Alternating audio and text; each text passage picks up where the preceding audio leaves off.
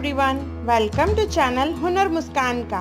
अगर आपको मेरे वीडियोस पसंद आए तो लाइक करें, मेरे चैनल को सब्सक्राइब करें और मेरे आने वाली नई वीडियोस को देखने के लिए बेल आइकॉन पे क्लिक करें।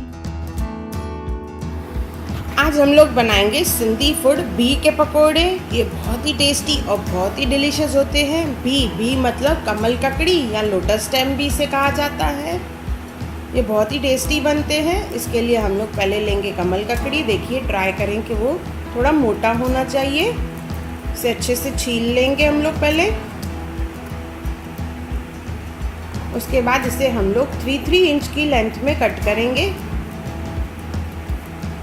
इस तरह से। इसके बाद हम लोग इसे बॉईल करेंगे नमक डाल के। 2 सीटी लगवानी है, जैसे ये गल जाए थोड़ा। बॉईल कर लेंगे हम लोग कि बॉईल करने के बाद ये सॉफ्ट हो जाएंगे और इजीली कट होंगे। 2 हाफ में इसे कट करना है। देखिए, इस तरह से 2 हाफ में कट करेंगे और इस बीच में हम लोग मसाला भरेंगे। मसाला भरने के लिए धनिया लेंगे, मिर्ची, अदरक, लहसुन, लाल मिर्च, गरम मसाला और नमक। ये सब चीज़ों को हम लोग ग्राइंड कर लेंगे मिक्सी जार में। धनिया, लहसुन, लाल मिर्च, गरम मसाला, अदरक, हरी मिर्च और नमक थोड़ा सा डालेंगे क्योंकि बॉईल करने में भी हमने नमक डाला है। इसे अच्छे से ग्राइंड कर लेंगे इस तरह से। मसाला निकाल लेंगे कटोरे में पहले।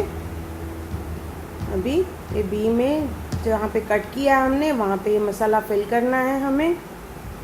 थोड़ा थोड़ा पोर्शन लेंगे मसाले का और इसमें इस तरह से देखिए फिल करेंगे।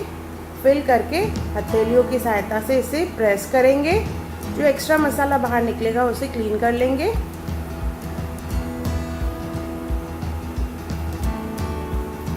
तरह से सब्जी में हम लोग मसाला फिल कर लेंगे।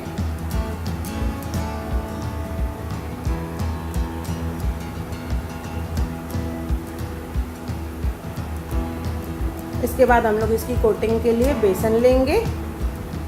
उसमें डालेंगे नमक, लाल मिर्च और बेकिंग सोडा 1 पिंच ही डालनी है। पानी के साथ इसका घोल बनाएंगे। तो पेस्ट है, थिक भी नहीं हो और पतला भी नहीं हो, मीडियम। जिस तरह से हम लोग पकोड़ों के लिए पेस्ट बनाते हैं वैसे ही बनाना है। ऐसी कंसिस्टेंसी होनी चाहिए, फ्लोइंग। घी को डिप करेंगे इसमें और इसे फ्राई करेंगे।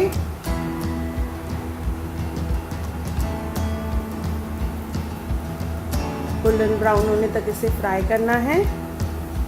क्रिस्पी पकोड़े बनेंगे इसके।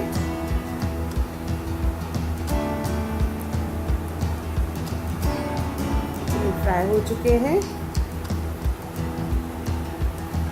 निकाल लेंगे हम लोग और 2 पीसेस में इसे कट करेंगे इस तरह से।